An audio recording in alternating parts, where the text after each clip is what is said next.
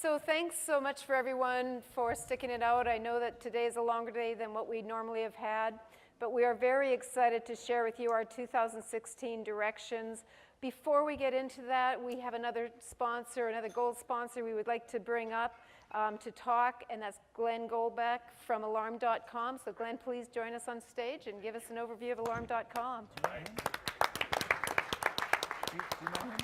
All right, good afternoon, everybody. Just real quick, I'm going to make this about 2 minutes. I'm not putting slides up, but this is just good timing following the presentation that we just saw, talking about the Internet of Things and so forth. Alarm.com, briefly, we are the leading technology provider of these connected service items that are out there, connected services and interactive services. And essentially, we provide software and communication to help installing companies better support their customers. And at the end of the day, the goal is that that end user will get far more usage out of their alarm hardware. So when I started selling systems myself back in 1985, all we had to sell back then was fear. Essentially, if you were proactive and you installed a system, you're going to minimize the possibility of bad things happening in your home. Now we move forward all these years later. Obviously, the need to keep the bad guy out of the house hasn't gone away, but we need to find a way to generate value for that monthly fee that the customer's paying you, apart from keeping the bad guy out of the house. So we would argue, having 2.5 million customers at this point, after 15 years in business, that if you can address lifestyle concerns that a homeowner has about their children, or about their pets, or about domestic help, and if you can essentially provide communications and information that's valuable to them on a day-to-day basis that arrives in their smart device, which we all know they carry with them all the time, the idea, if you'll pardon the crude reference, is to get them hooked on the crack pipe, so that essentially they receive information on a day-to-day basis and can't imagine living without the service. And if you're successful at accomplishing that, essentially they're never going to question the value of what they're paying monthly.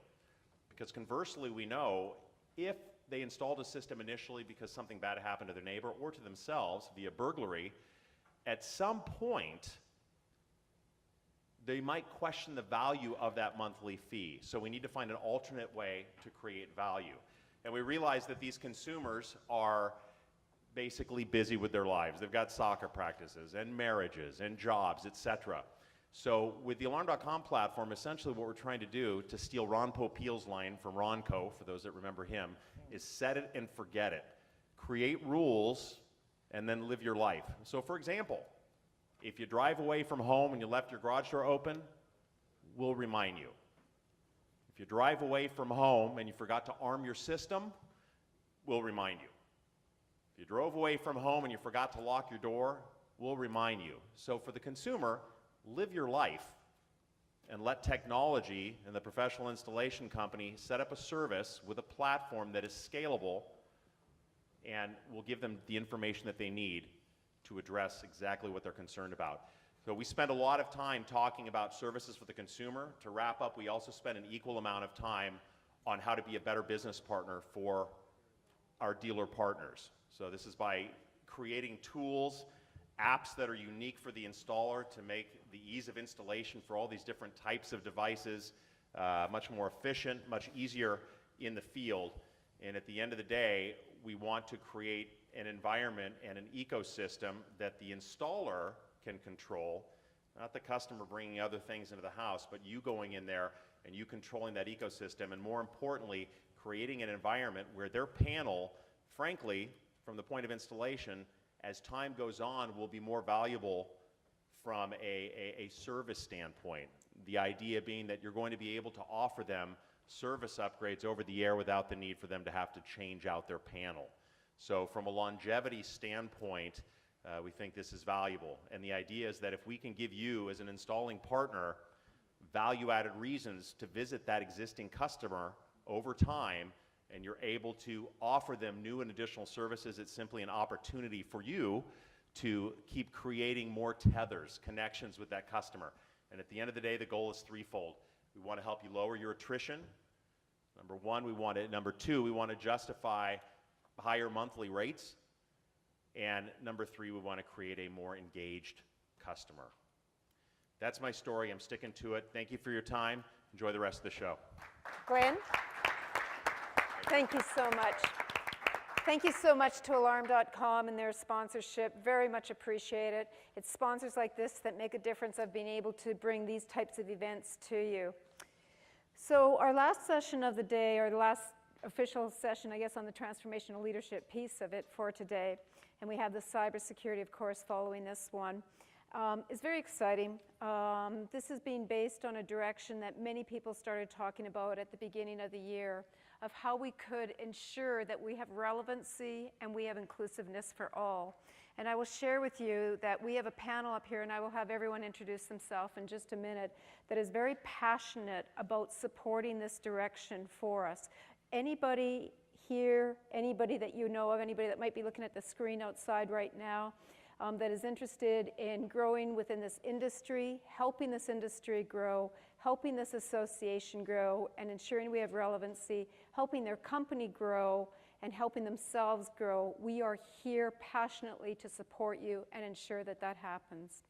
I want to do a bit of a prelude first before we go into a discussion of what we're going to do, and that's why are we even doing this? Why are we thinking that there needs to be a leadership transformation? What started all of this? And I don't think there's anyone in this room that wouldn't think that the change has already started happening. We're not talking about a change that's going to happen. We're talking about we are having that change right now. Now, if I were to ask how many people have said, well, there's always been change in this industry. Change comes and goes. We've heard this before. What makes it different this time? It's the speed of change that's making it different this time. It's the speed of technology. Think how long it took when we were working with our calculators to when we got computers, and then think of our first cell phones we had and the size of them and how long it took for them to become smaller. Now think of the speed of change, and Alarm.com coming up here and talking about the connected home and how we forget things, and George's executive symposium panel and talking about what's happening right now. We're not talking that it's going to be 10 years, 15 years out. We're talking it's here now. And I really like the saying that came from your symposium panel is, are you riding the wave of change or are you underneath it? Because that's truly what it's about. And change really comes from leadership, and leadership in all areas. So I'm going to go through an overview of the day, but before I do that, I'd like to hand it over to the panel to give an introduction of who they are and what their passion is about helping to bring this to you. So George, I'll hand it to you first. Yeah, George DeMarco. Hopefully this is on. I've been involved with the industry since 1981, and my passion has always been not just the alarm business, but business in itself. And one of the things that I keep referring to over the years is if I'm not growing personally, and that's along the way through all these years, and I stop growing, I feel like I'm in a void. I feel like I'm not moving forward. So my passion is always to try and listen to what other people are doing, how they're approaching business. But one of the things that was most impactful for me in my life was when I became involved with the Inc. 500 folks. It was very interesting because, you know, not to say this in a derogatory way, sometimes our industry, we drink our own Kool-Aid and we have our heads in the sand. And when I got involved with the Inc. 500, I got to meet folks in business from all walks of life. And it just really opened up my perspective on how to not only run a business, but also how to recruit top people. I think Jason referred how he goes through that approach, as well as looking at technology and how to put things together, how to say, how do you take a company like August and Xandom, is there a possibility that they can ever come together? So I guess my passion in a nutshell, I really believe in this industry. I believe that it's going to obviously move forward. But I always say this, if your playbook is not up to date, your competition is going to take you out. So you have to look not just through technology, but you have to look at how you operate as a company. And most importantly, as a leader, you have to look at yourself and point the finger at yourself, because the direction of your company is really on your shoulders, not necessarily on your employees' shoulders. So I'm Kirk MacDowell. I enter with Alarm.com. I entered in the business in 1980. Darn. a year before George. We entered around the same time. We sold our companies around the same time. I lost my hair a little bit I'm sooner getting than there. George. And I think to kind of augment a little bit what you were saying, I think my passion is relevancy. How we as a company, Alarm.com, stay relevant to your needs and the consumer's needs. But I got to tell you, to me, it's a lot more important for me to stay relevant, not to the person that pays my bills, but for me to stay relevant to me. And that means continued education, continued training. I don't like to use training because to me it's really about education, continued self-improvement, and trying to, I will tell you that everybody in this room mentors me. Every single person. And so to me, it's about being relevant and reaching out to others for help and reaching out to others in areas where I'm weak. And you don't have to talk about that, but reaching out to others in an area where I'm weak so I can learn from that. So to me, it's about relevancy and continued education.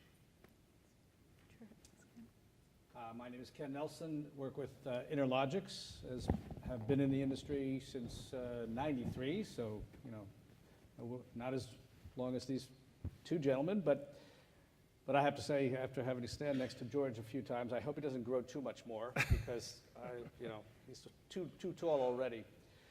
My background educationally is engineering, and so I probably look at a lot of the stuff from a technology standpoint and how to solve problems in our customers' situations. And as Cathy alluded, the rate of change right now is so dramatic. And after you call on dealers for a period of time, they're not just customers, they become your friends, and you know their employees, and they become your friends. And if they're not staying relevant, you know the end result of that, and it's not a good one for all those people combined. So, I guess my passion is to make sure that we are helping them by bringing them technology that can keep them in the forefront so their businesses can still continue to prosper and grow. So, my name is Robert Owens, and I'm a business consultant that specializes in leadership training for leaders, as well as helping them with their employees, as well as helping companies change culture or morph into a different culture. My background is I've been doing this about 30 years, and it was really interesting. As the last panel got off, one of the presenters came up to me and he put his finger in my chest and he said, "That's the question that needs to be asked. The pain that I've gone through in having to stay up with my company has been more than most people would ever want to put up with, because it's so hard to grow and there's no one helping people work through the stuff as they grow." And he commended me for the question. Well, the point being that all these guys up here have grown. And when you stop growing and you stop adapting and you stop learning, then you're ceiling out. And my passion is to help people who don't want to ceiling out, not ceiling out, and help their employees go to the next level as well. And so I'm thrilled when the light turns on in someone's eyes and they say, "I got it," or I get it. And I say, "What do you get?" And they say, "I understand now. I came and I got that concept. It'll change their life." And so that thrills me. Terrific. Thanks very much, gentlemen. So a little bit of background on myself as well. I'm Cathy Rempel, as most of you have heard throughout the day, the past couple days. I've been in this industry for about 10 years now, so I guess I'm the newbie on the block that way. I've been in business consulting for, let me see, I'm 29 now, so we better just say 20 years to be on the safe side. I have worked with organizations on change and on growing to the next level, and really tried to hear your voice. So this has been a passion of mine as well from a California Alarm Association perspective, but even more so from a security industry perspective, because things really are changing. In the beginning of January, we held an executive board meeting and discussed what was our mission for 2015. And it was to ensure we were going to be inclusive and ensure that we would be relevant. So we had discussed it earlier at the general meeting this morning of the goals that we had in mind, and we met them, so we were very excited about that. But then we had another strategic meeting on Wednesday of this week, and we discussed what did we really want to focus on for 2016, had it changed. And the common themes that came from a group of several people, it was an open group of anyone who wanted to participate, was to ensure that we were inclusive and we were relevant. But the changes that happened, it was not just about inclusivity within our industry or within our association, but beyond our association, because the professions truly are coming together. IT people, as we know, are entering into the security space.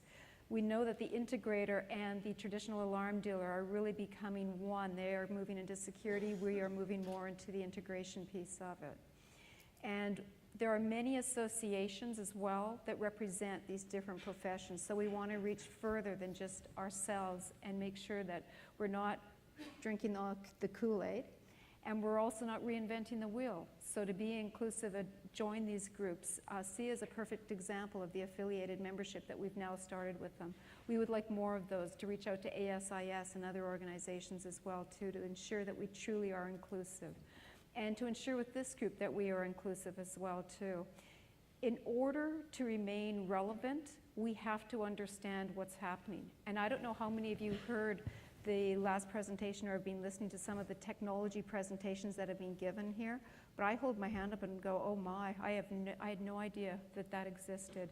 The other day, one of my colleagues sent me a video, and it was a Ring technology that you could turn your TV on and off, and you could turn the volume up and down, and you could unlock your door, and you could turn the microwave on just by using your finger with a plastic ring around it. Blows my mind. Think about where we were 20 years ago and to where we are right now. So we have to understand, and the underlying theme that I heard throughout was technology, and it was around the IP, the IT side of the house. So that is changing rapidly, but there's other things that are changing as well. The generations are changing, and I've heard people say, sure, generations are always changing, and when I'm 50 years old, I'm going to look back at 20-year-olds differently. Yes and no, but look at the career path of a millennial now versus what our career path was. How many of us up here, when we started with our first company, said, I'm going to be there 10 years, 15 years, 20 years, that's my advancement path of where I'm going to be. Now it's how do I advance, because maybe there's not that career path in front of us. So we look to ESA and how can we help with that mentorship program, not just mentoring on our side, but understanding what's going to motivate them as well too.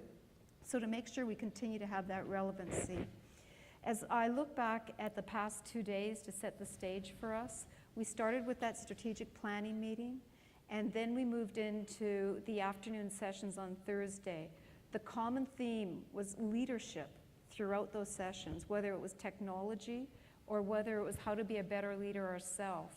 But that is what we are truly needing to focus on right now. We want to be the ones that are leading, that are, I don't know how to say this because I don't want it to sound rude, but on the offense, so offensive versus defense, and waiting for it to happen to us and be the laggers on it. We want to ensure that we become a pathway for those different professions, those different associations, that they have a common voice. And everybody on this stage is passionately interested in helping those that want the help with it. And we know there's more of you that want to help as well too. This is not an exclusive group. This is a group that put their hand up and said, we want to start this and move forward with it, but we want all your voices to be heard. I'm going to just leave it at that for right now. We had a tremendous keynote speaker that I think also mirrored it. I'm going to say one more thing. I apologize. I think that's a female thing. We always get to change our mind, right, and say one more thing. I think that Dave really said it right when he talked about the default future. It was really interesting to look around the room and to see that we really were thinking the same thing. How many of you were sitting at tables and another table spoke about what they thought would happen if we didn't do anything, and you said, gee, we wrote those same things down? How many of you were at tables that you heard that? It's pretty amazing. I mean, we see it's happening right now, and that will happen. If we don't do anything, it's going to happen to us. I'd rather it happens for us because we're making it happen, which gets into his other point about leadership is making something happen that wouldn't. And that's why we want to move into the transformational leadership piece of it. So I wanted to start with that piece. I'd like to now ask, this is going to be an informal panel. We want to be able to take questions that you may have as well too. But I'm just going to open it up to why, and George, I'll ask you first, why do you think it's critical? What is truly different now? Why is it critical that the California Alarm Association is looking at transformational leadership for 2016 and beyond? I think it's just self-evident what's happening in the world right now from a technology perspective. Technology to me means a better method, and it seems to me that what's been happening lately, especially in the last 10, 15, 20 years, technology is enabling folks to come into, let's just be specific about this industry, they're able to come into this industry and not necessarily need, from a residential perspective, need as much technical expertise from the standpoint of putting systems in the home. It's easier for people to come in and take these wireless systems because the technology has made it easier. You have apps that now are available for people to use, and that's really engaging, not only for the employee, but it's also engaging for the customer. And I think that's what's really important, that's helping us move and increase the penetration of our services and the opportunity for people for our industry to penetrate what has been traditionally 20 to 25% market share in the residential market. Conversely, on the commercial side, I think that whole market is about to explode because I think that is an avenue for folks to not only handle the security for these companies, but also give them business intelligence to offer a better method for them to run their businesses. So they don't have to think about things as much. They can actually concentrate on running their businesses. And I think that's what we can do really well for them and with them if we really think about what their pain points are. So we, as the industry, if we take the leadership role and think about how we can take all these products and innovations that are coming out and how to make them effective for people, meaningful and useful, we then have become innovative, we become agile with the times, we become relevant, and we're relevant not only on the level of the end user, but we become relevant for employees that we want to pull into this industry. That's one thing that I think that we have not done as well, is that, I remember when I used to do orientations at my company, I used to ask this question: how many of you got into the industry on purpose? I've had 2 hands raised over the number of years. It was by accident for the most part. I think now it's time for us to turn that around and say, we want it to be so exciting. We want people to seek out our industry and come in, because we need to make sure that these folks that are, these younger folks that are coming in and are excited about coming into this industry and making a difference in this industry. Thanks. Same question. So I said earlier, to me, it's about relevance, and I look at this as really a 3-legged stool. Number one is the customer experience, the service you provide and the service that others to provide to you. Number 2 is technology, making the right decisions with technology. And number 3 is building on your foundation, not abandoning your core. So let me talk about those in a little bit more detail. USAA, Amazon, Chick-fil-A, Publix, H-E-B, Starbucks, Costco, QVC, Trader Joe's. Anybody know what they all have in common? Well, they're all rated as some of the best customer service companies in the US, North America. Where do you want to go? You want to go. Now, there's others as well. We're not going to talk about the bottom of the list. Let's talk about that top of the list. Those are who we're trying to emulate, right? Mm-hmm. Now I want to read off some other names to you and see if anyone picks up on any one of these. Joshua Lockwood, James Scott, John Chandler, Albert Salcido, Billy Jones, Byron Washington, Milton Clark, Floyd Ware, Raymond Benton. Any of those names ring a bell to you? All those individuals are registered sex offenders on the rolls in California, and they all live within 3.5 blocks from this hotel. 3.5 blocks from this hotel.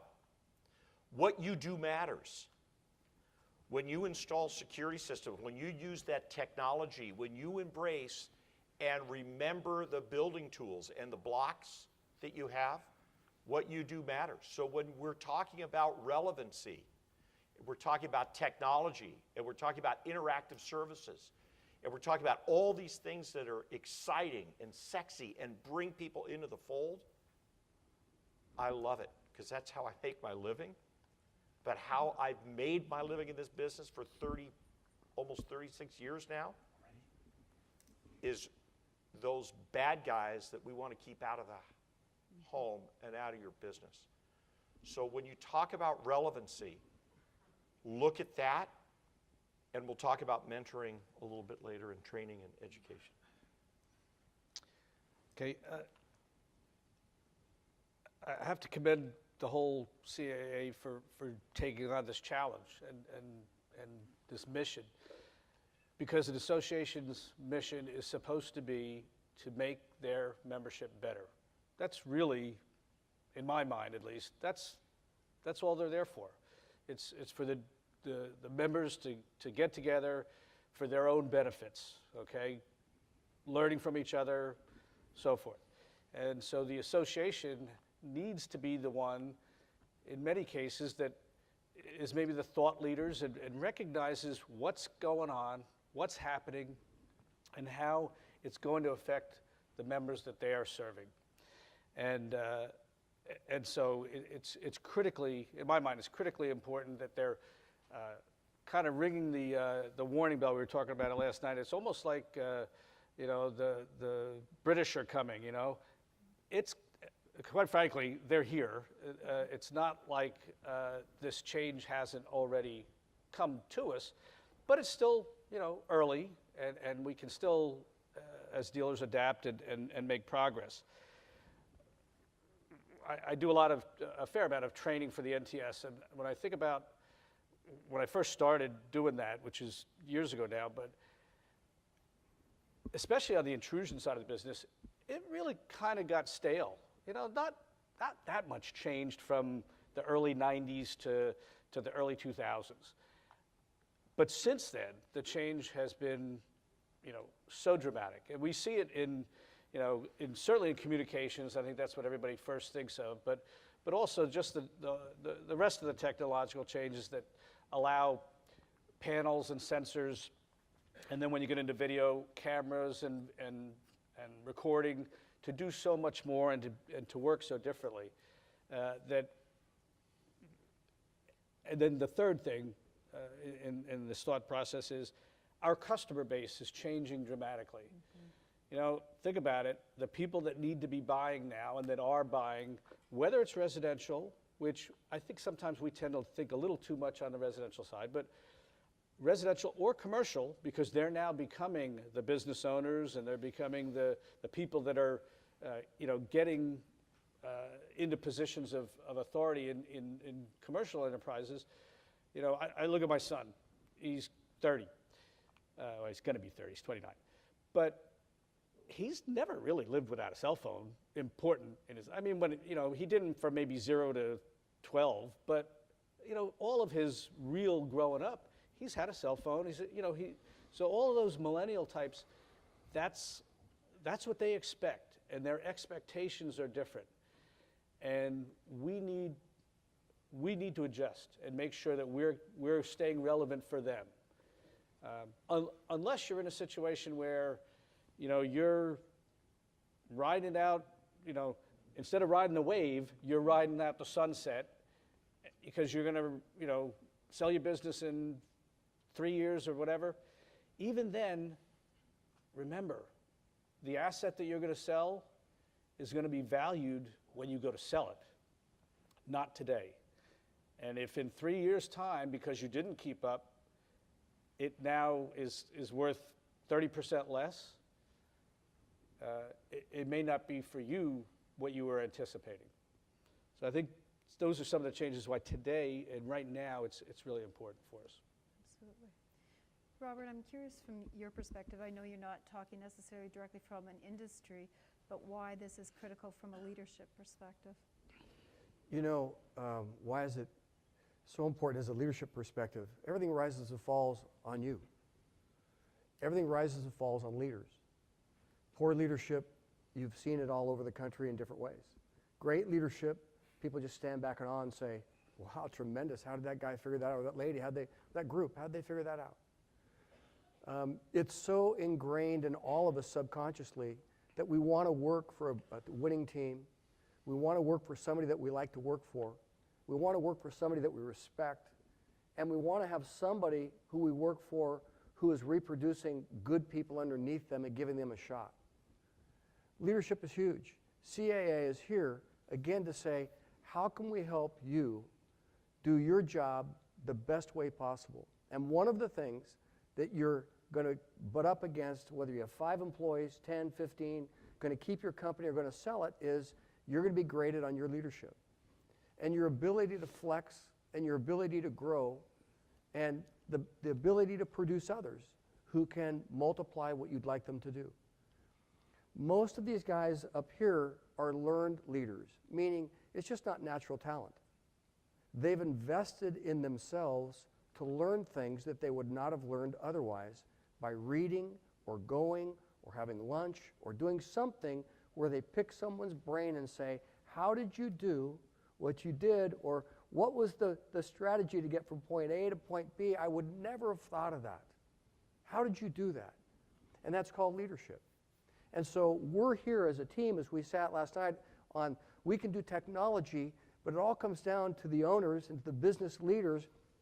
Are they good leaders? And can they pull it off? And can they reproduce?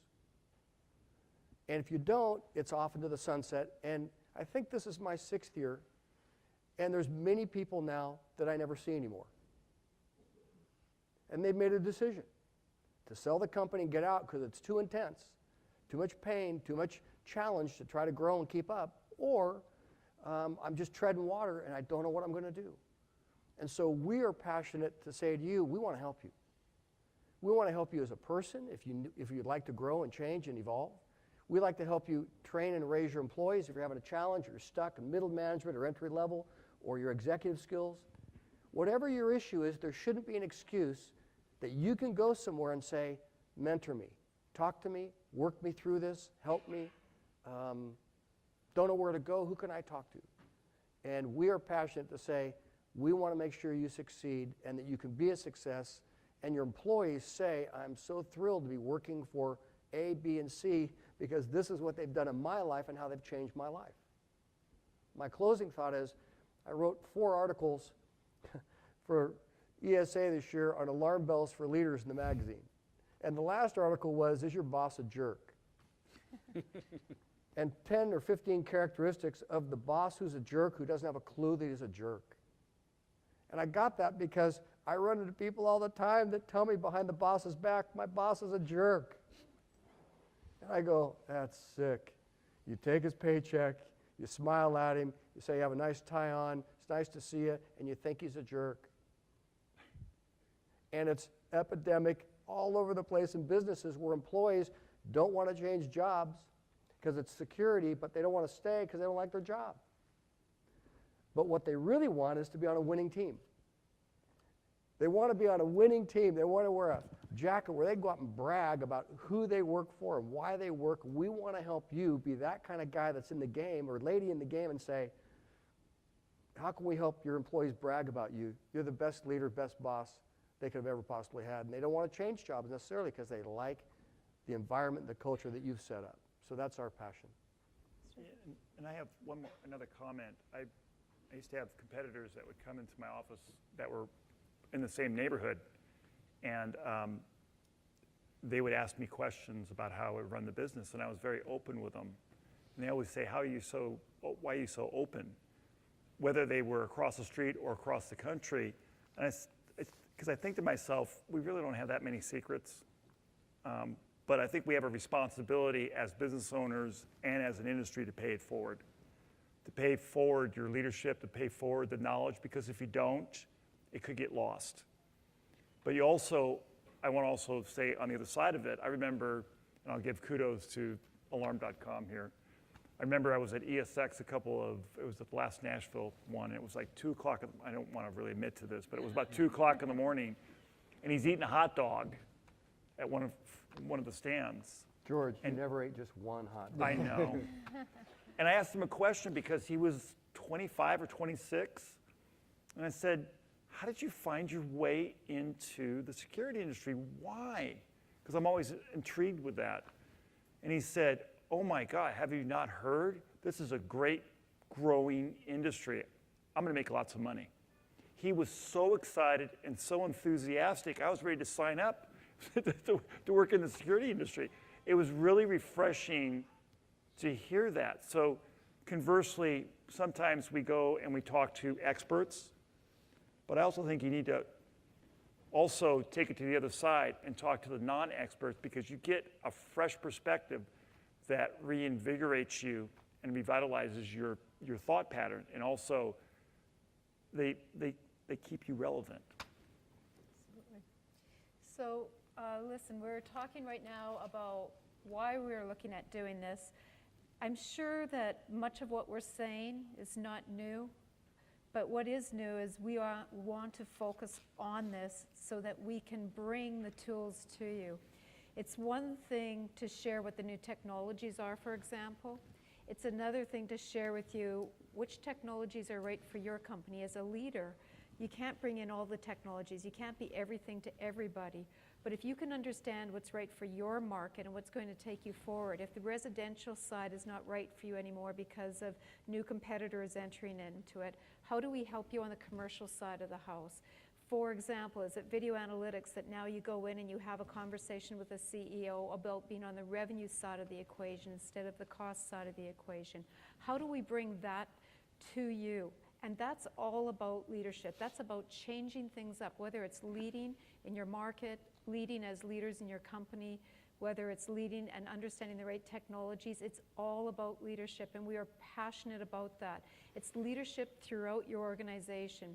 So look, this is how we see this working. We don't want to just be up here and be sharing a vision with you that many of you may already be on board with. We want to talk about what we're going to do differently. First of all, we are not leaving our legacy. We are not changing who the California Alarm Association is. We've done amazing work with legislative work and with our legislative advocate, and making sure that we are there for you with the ordinance work that we've done to ensure that the networking is there, because it is important when you come to these events to have that opportunity to network with your peers. But what we see changing are two things. Perhaps the content that you saw at this convention, we see expanding upon that, listening to your voice. We will send a survey out after this asking for your opinion on more content that will be relevant to you so that we can continue to bring that to you as we move forward. That's really important.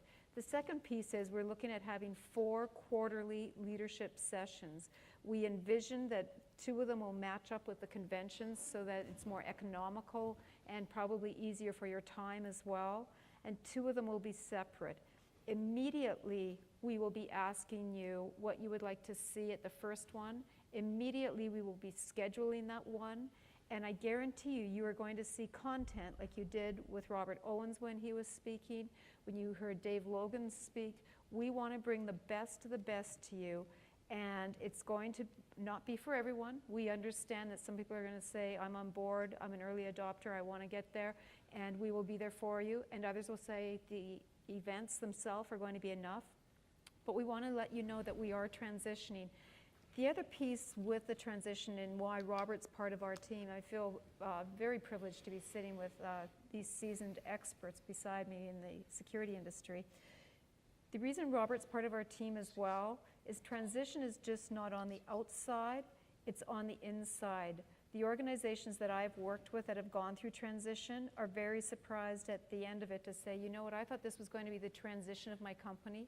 It was the transition of me.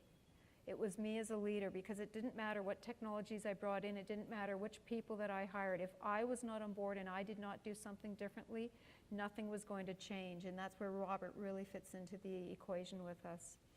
I'd like to pause and take any questions, and actually, Tim, you're here. We're talking about 2016 and beyond. I know you're one of the successors, obviously, of coming into the president's role. Can you share with us kind of your thoughts on what we're saying? I agree.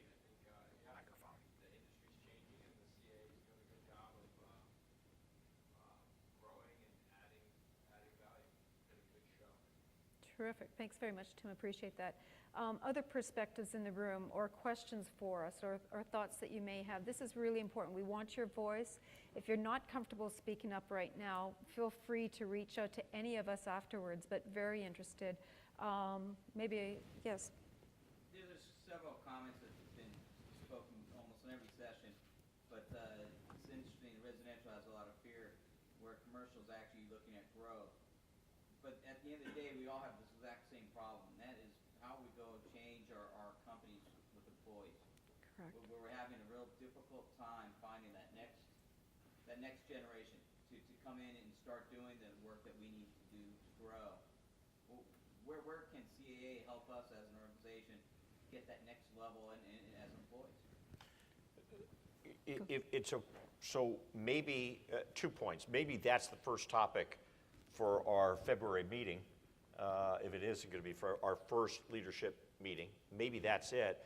But I will echo a comment that I said yesterday. I think many times we stay very, very focused on looking for the same people in the same box. You know, maybe tech schools today, maybe that box is tech schools, or military, which is great. But many years ago, I was running a company in Los Angeles, and we had and some of you heard me say this yesterday, we had a fleet of cars that were delivered. We had 45 cars, and the trucks and the cars were delivered. And every time these people would come and deliver the car and the truck, they were all the same. And I finally said, where do you guys come from? And you're like, where? It was like the movie Cocoon. Remember that movie with the old folks? And they said, oh, we all live in a trailer park. All of these people lived in trailer parks. And that's where Enterprise recruited the drivers, because they knew they had clean driving records. I'm not suggesting you go to a trailer park. I'm suggesting you think outside the box. So maybe what we need to do is think outside the box. I don't know if this team today can answer your question. However, I think what this team is saying is we wanted these 4 leadership sessions in 1996, chaired by Lessing Gold. In 2016, will all be about answering those questions, and your question could be the first thing that this group and others tackle throughout the year. I would like to share with you, I love the fact that you asked that question, because that is what this is all about. If we need to change, maybe you don't need to change. If you do need to change and you want to change, how do you do that? That's exactly what we want to position for the events, for the quarterly sessions. We want that feedback so that we're not providing just a quick answer to it, because I think Robert would probably have some answers to that as well too, and how people shake out of an organization when you're going through change. But great topic. That's exactly the feedback we want, so thank you very much for bringing that. Other comments? Just real quick Sorry. on that. It is very tough for trying to find qualified people and people that you want to draw into this industry. But I think you obviously have to look at your company. And what I used to do is I used to say, I want my company to be a compelling place for an employee to work, for a customer to be a customer and for the company to exist. And what I'll tell you, the reason why I focus on that is because some of the best employees that I've gotten is because of other employees that I hired. Because if you make it a compelling place for them to work, they help to recruit people for you. And a lot of those people that come aboard, they're recommended by other people, and those people that are inside your company, especially if they have a passion for your company, they're not going to recommend folks that are not good for your company, typically. Sometimes it doesn't happen. But I just want to make sure that you have to make sure that you have to set up your company, your culture, to make sure that your employees become advocates to help you recruit some people. Just my 2 cents. Just one other quick thing. You know, all the change that's occurring around us and making it necessary for us to look at these things, which certainly can be looked at as a challenge.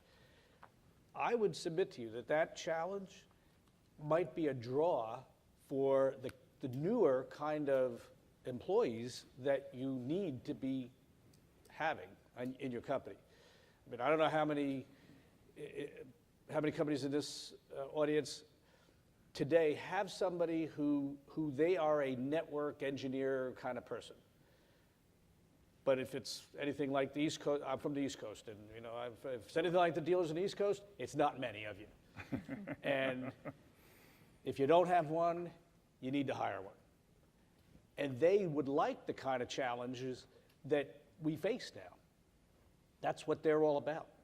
So we can maybe turn this thing that seems like a negative, but it's our reality. So we've got to deal with it and adjust with it, and look for the positives that it could bring, which is it might be a draw for a lot of the kind of people that you need to have.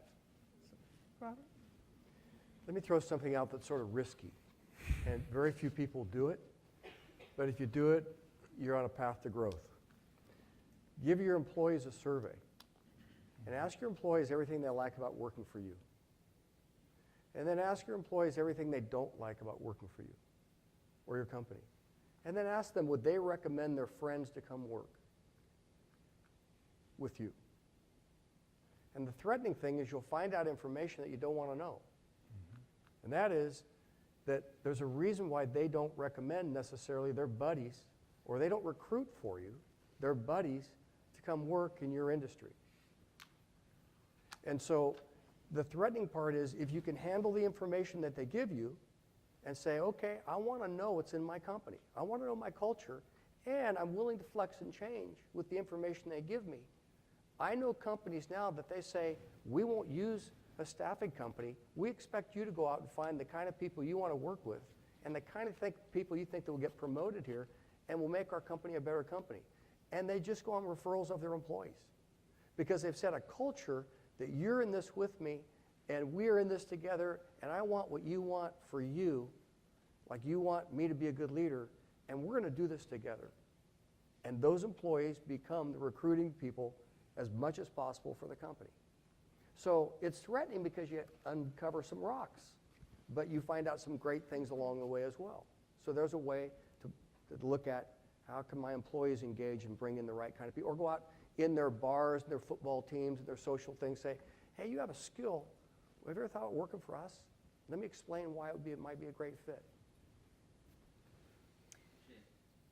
Your voice matters to us. The reason that we are looking to make this change and have started the change throughout 2015 and now into 2016 is we have heard you. There's been many people that have come up, including our sponsorship partners, our associate members, the exhibitors that were here. We want to ensure that we are relevant to everybody. And these types of transitional leadership directions we're starting to discuss hopefully will have relevancy to everybody. And we've also looked at it from the small company to the large company, and what do we all have in common that we can bring to you.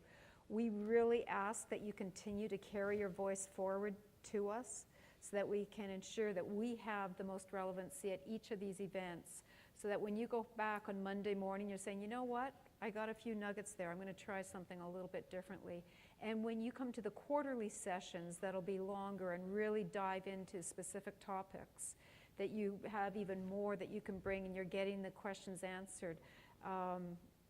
We may not all be able to, I don't know how many of you sat in on the panel that was moderated by Robert Owens yesterday, but Chuck Petrucia had mentioned he had brought Disney in.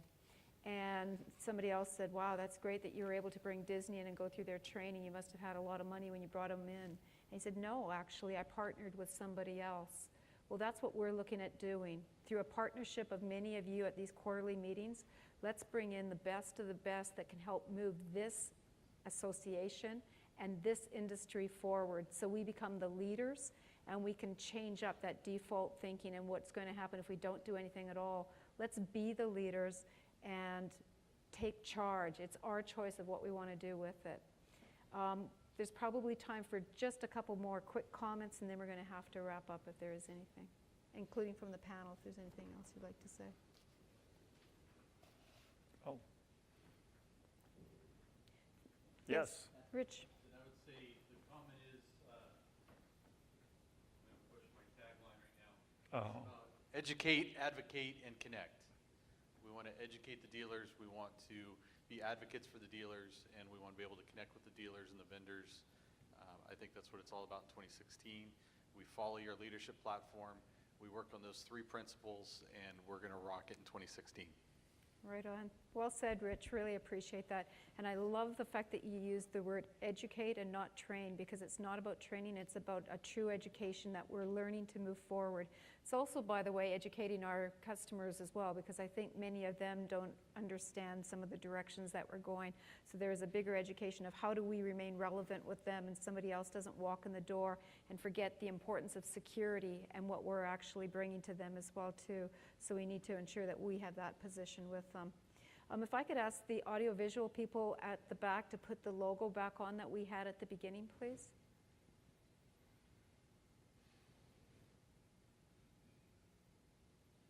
So what we've done is because of the transformational leadership piece of it, we have redesigned the California Alarm Association logo, and it is about the leadership platform. There we go. So ladies and gentlemen, this is what your new organization is going to look like as we move forward. We are very excited about it. We look forward to working with all of you. We are here to support you. Please, I ask that you do take the time and fill out the surveys from this one, because this is our direction forward as well, and we really do look for your feedback. The surveys of the quarterly leadership sessions will be coming out immediately. We will be setting the dates and the logistics around it so that you all have it as well. Any other comments from the group? No? Thank you, Cathy. Thank you very much, everyone. We look forward to working with you in Appreciate it. 2016 and beyond.